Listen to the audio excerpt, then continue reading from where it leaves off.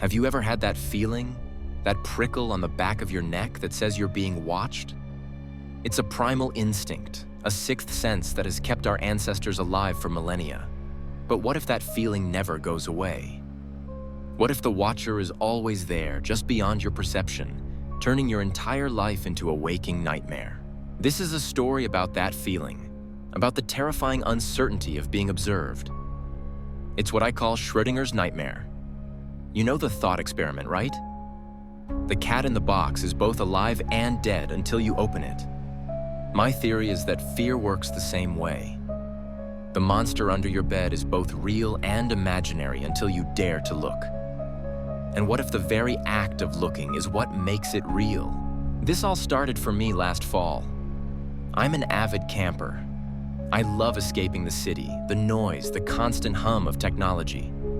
I crave the silence of the woods, the feeling of being truly alone with nature. Or so I thought. I decided to go on a solo camping trip to the Cascade Mountains, a place I'd been to a dozen times. It was supposed to be a simple 3-day trek. I picked a familiar trail, one I knew like the back of my hand. The first day was perfect. The air was crisp, the autumn colors were breathtaking, and the silence was just what I needed. I set up my camp by a small, crystal-clear lake and fell asleep to the gentle sound of the wind in the trees. The second day is when things started to feel off. It began subtly, a branch snapping in the distance. Normal, right? A deer, a bear, whatever.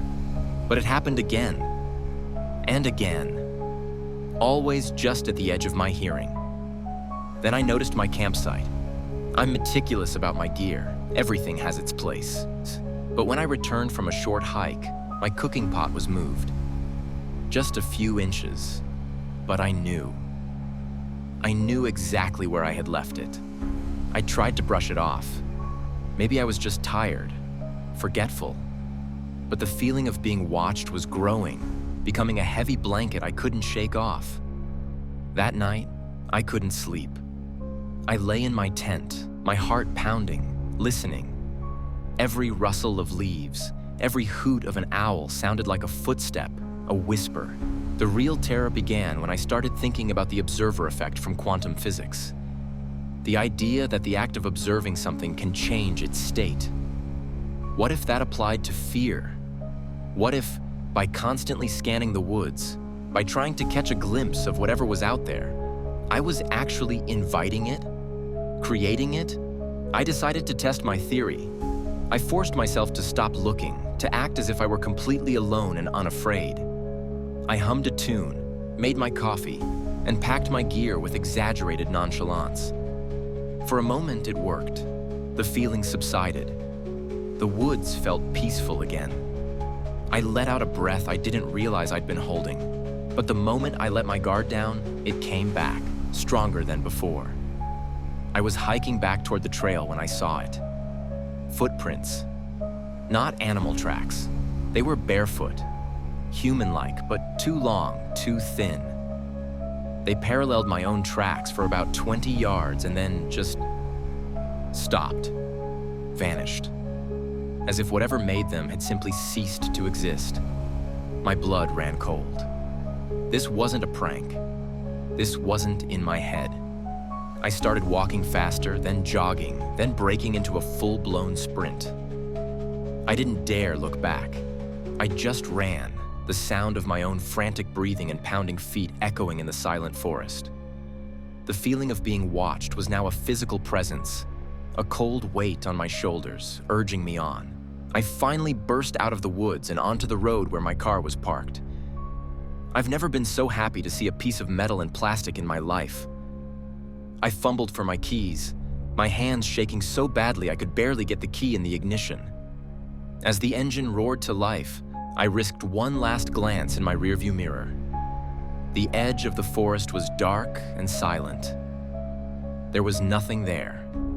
Of course, there was nothing there. It's only there when you're not looking. Or maybe it's only there when you are. That's the nightmare. You can never know for sure. It's a perfect trap. If you look, you might see it. If you don't look, it could be right behind you, This is the essence of Schrödinger's nightmare.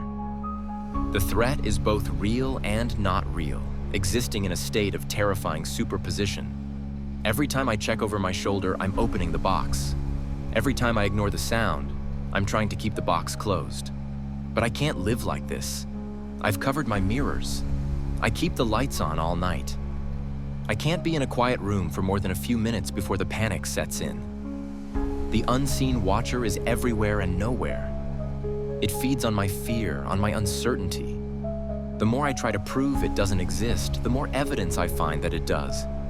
A misplaced object, a shadow that moves on its own, a cold spot in a warm room. I've talked to people, tried to explain it. They think I'm crazy. They suggest therapy, medication, but they don't understand. They haven't felt the weight of its gaze. They haven't seen the footprints that lead to nowhere.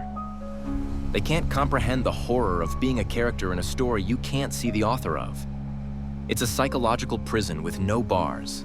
The observer effect has become my curse. Am I creating this reality with my fear? Or was it always there, waiting for someone to finally pay attention? The line between perception and reality has completely blurred. So now I'm telling you this story. Why? Maybe it's a warning. Maybe it's a desperate plea for help. Or maybe, just maybe, by telling you, I'm passing it on. Now you know about the unseen watcher. Now you'll start to wonder about that noise you just heard. You'll question that shadow in your peripheral vision. The next time you feel that prickle on your neck, you'll think of this story.